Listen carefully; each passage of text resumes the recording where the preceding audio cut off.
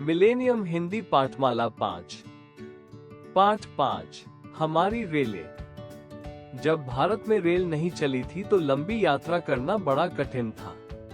दिल्ली से कोलकाता पहुंचने में महीनों लग जाते थे। अब ये यात्रा 24 घंटे में ही पूरी हो जाती है। इतना ही नहीं, रेल के डिब्बे के अंदर ही शौच, स्नान और भोजन की सुविधा मिल जाती है। जो कुछ कमी रह जाती है वो स्टेशनों पर पूरी हो जाती है। पर बात यह है कि जब किसी चीज की कोई सुविधा हमें आसानी से मिल जाती है तो उसके महत्व की ओर हमारा ध्यान नहीं जाता। हमारे देश में रेलें प्रतिदिन लाखों यात्रियों को इधर से उधर लाती ले जाती है। इसी तरह ये प्रतिदिन लाखों टन सामान भी ढोती है। गर्मी हो, बरसात हो या कड़ाके की सर्दी, रेलें कभी नहीं ठहरती। ये मैदानों, पहाड़ों और रेगिस्तानों में सीटी बजाती, दंदनाती चलती रहती है। बड़े चौड़े पाट वाली नदियों को भी ये उसी तरह लांघ जाती हैं जैसे हरे भरे मैदानों को। पहाड़ों पर चलने वाली रेल की गति कुछ धीमी होती है और उसके डिब्बे छोटे होते हैं। वहाँ छुक छुक करते इंजन के पीछे जब वे डिब्बे मुड़ते बल खाते चलते हैं तो बड़े मनमोहक लगते हैं।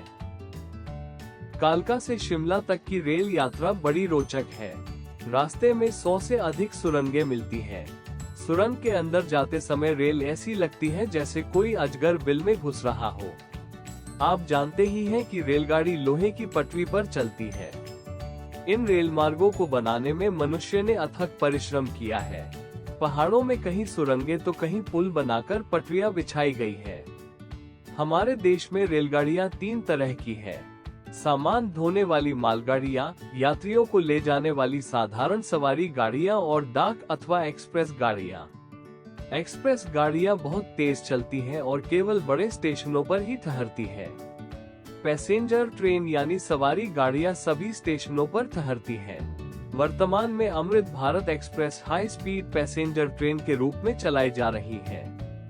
इनमें यात्रियों को यात्रा का भरपूर आनंद मिल रहा है, जबकि मालगाड़ियां केवल सामान ढोती हैं।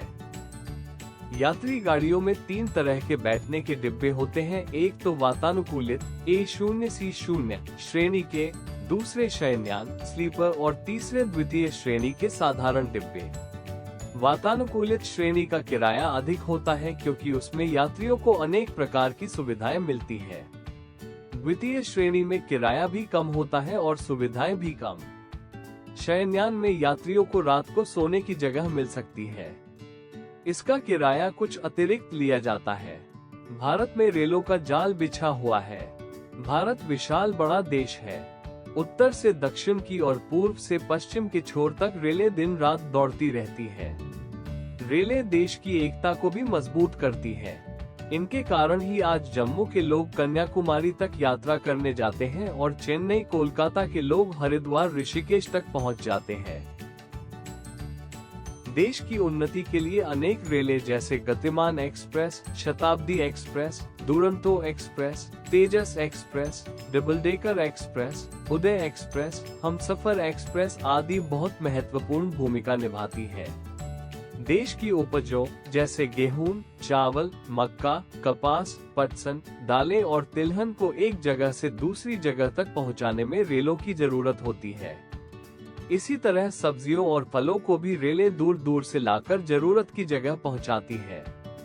देश के भीतर कारखानों में तरह तरह की चीजें बनती हैं। बड़ी बड़ी मशीनों से लेकर छोटी सी सुई तक, इन सभी चीजों को रेलें जरूरत की जगह पहुंचाती हैं।